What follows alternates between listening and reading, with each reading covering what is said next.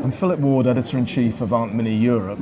A session on Wednesday which has been getting a lot of rave reviews, a lot of attention, was about AI and radiologists keeping control of AI. I'm very pleased to have with me Professor Elmar Kotter from Freiburg in Germany. Thank you very much for joining us, Elmar. I was going to ask you about the session. The title suggests, you moderated the session, the title suggests that radiologists don't have control of AI at the moment. Is this the case?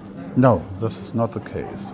The title was AI driven by radiologists, and of course the intention is to continue to keep the control and don't give away this very important subject to computer scientists or data scientists or whatever. We have to be in control of the process and in control of this very important medical development. Okay. Now there was some discussion at the end among the panel, and it was looking at the radiologist's role after integrating AI. You moderated the session. Could you tell us about the discussion a little bit? Yes, sure. If you look at it from a very simple perspective, the work of the radiologist after introduction of AI will be like having the radiologist permanently assisted by a very powerful and never tiring assisting system, which will help him in detecting lesions. In the simplest case, this would be like nodules in the lung or fractures, but also other more complex lesions, and also in the second step, classifying lesions, integrating information coming from different information sources. In the first step, only imaging, but even in imaging, we are doing more and more complex imaging procedures. Think of multi-parametric imaging in MRI, where the integration of all this information by the radiologist is becoming more and more complex, and that's it's interesting you mentioned multi-parametric MRI. There's nothing much more complex, I think, for a radiologist than this. Are we many years before AI could do something like that, before a very complex procedure can be taken on by AI? No, I think that within the domain of imaging, this is very near. This is only a question of a few years.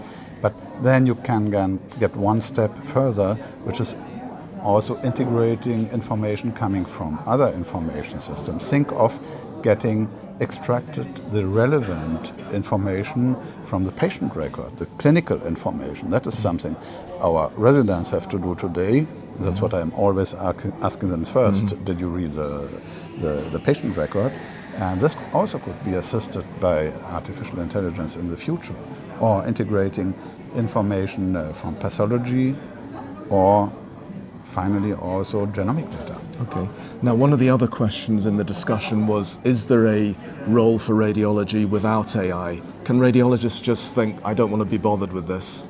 Can they afford to do that? Well, if radiologists would do that, probably there would not be radiology in a few years, because the amount of data we are producing every year is strongly increasing. We are doubling the amount of data we produce every 3 to 4 years. So you can imagine that this is something we will not be able to handle anymore in the future. Okay. So we need the assistance of AI. So no role for radiology without AI? No future That's an easy Okay. Now the other aspect of this as well is clinical validation. Your question in the discussion seemed to suggest that validation is lacking at the moment.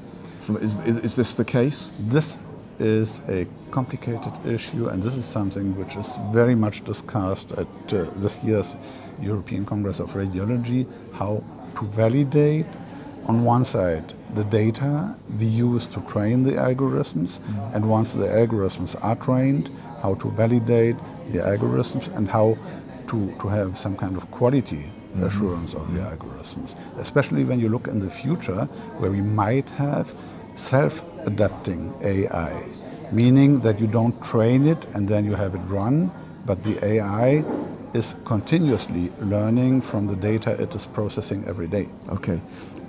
Also, there's the ethical considerations as well as the clinical validation. Could you tell us a little about the ethical considerations with AI? Well, there are many, many ethical questions raised by the introduction of AI in radiology.